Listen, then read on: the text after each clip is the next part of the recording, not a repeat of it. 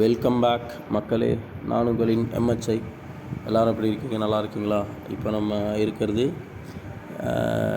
Code சர்வீஸுடைய ஆப்பில் டைரெக்டாக உங்களுக்கு லைவாகவே நான் காட்டினேன். நான் கேஸ் முடிஞ்சிடுச்சு. இதுக்கப்புறம் அந்த சிஎன்ஆர் நம்பர் வச்சு இன்னும் மிஸ்யூஸ் ஆகிறதுக்கு வாய்ப்பு இல்லை.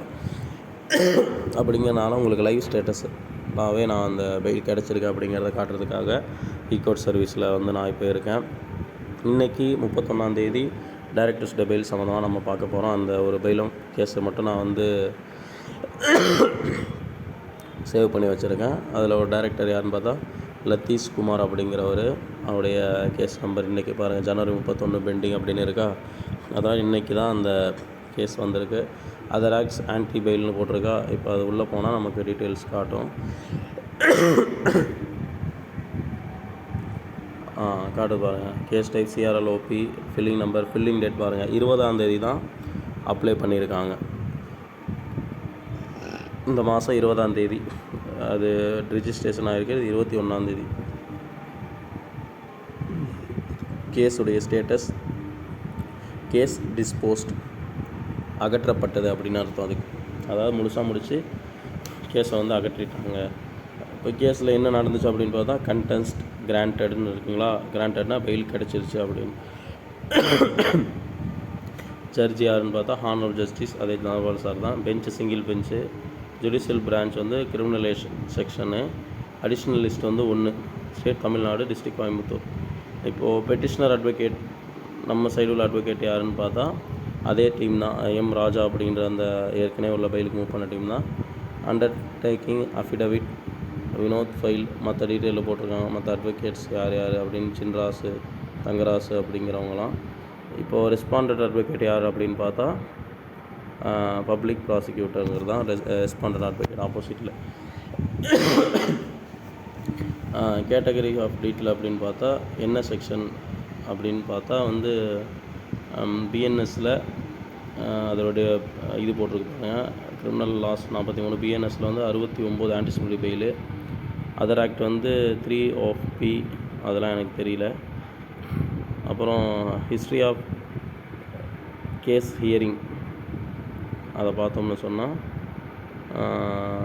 என்னென்னைக்கெலாம் ஹியரிங் வந்தது அப்படிங்கிறது 23 ஹியரிங், 27 லாஸ்ட்டாக 31 அப்படிங்கிற ஃபைனல் ஆர்டர்ஸ் வந்துருச்சு. ஓகேங்களா? இது எஃப்ஐஆர் டீட்டெயில்ஸு. ஓகே ஃப்ரெண்ட்ஸ், நம்ம நினச்சபடி டைரக்டர்ஸ்க்கான ஆக்ட்ஸ் என்ன ஆக்டில் போட்டிருக்காங்கன்னு பார்த்தா சிட் ஃபண்ட், அதான் prize chits and money circulation scheme banning act 1978 இந்த செக்ஷனில் தான் அவங்க மேலே வழக்கு தொடர்ந்துருக்காங்க. பிஎன்எஸில் கீழே உள்ள செக்ஷனு 3-4 செக்ஷனில், அந்த செக்ஷனில் தான் அவங்களுக்கு இப்போ முன்ஜாமீன் கிடச்சிருக்கு. ஓகேங்களா? இப்போ நம்ம நினச்சபடியே ஒரு ஸ்டெப்பாக அந்த கம்பெனி ஜெயிச்சுக்கிட்டு தான் வராங்க. அது நீங்கள்லாம் பார்த்துக்கிட்டு தான் இருக்கீங்க.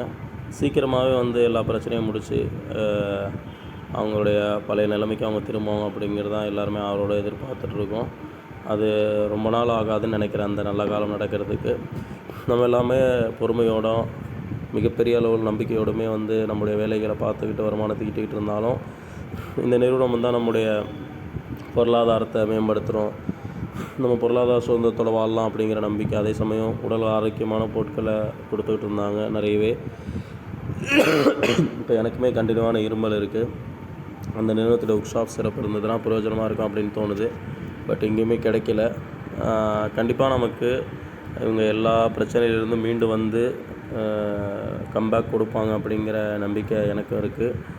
அதில் எந்த மாற்றமும் இல்லை. பார்ப்போம். அவங்க அடுத்த step ROP return of property process தான். அதுவும் பிப்ரவரி முதல் வாரத்தில் ஸ்டார்ட் பண்ண போகிறதாக தான் தகவல். எந்த அளவுக்கு அது நடக்கும்போது தான் நமக்கு தெரியும்.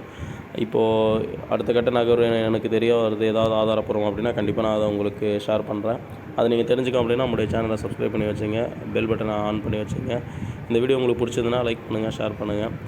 ஓகே ஃப்ரெண்ட்ஸ், நான் இப்போ இந்த பெயிலுடைய ஆர்டர் காப்பி வெப்சைட் அப்லோட் ஆனாலும் கண்டிப்பாக நான் அதை பற்றி ஒரு டீட்டெயில் தெளிவான வீடியோவை நான் போடுறேன்.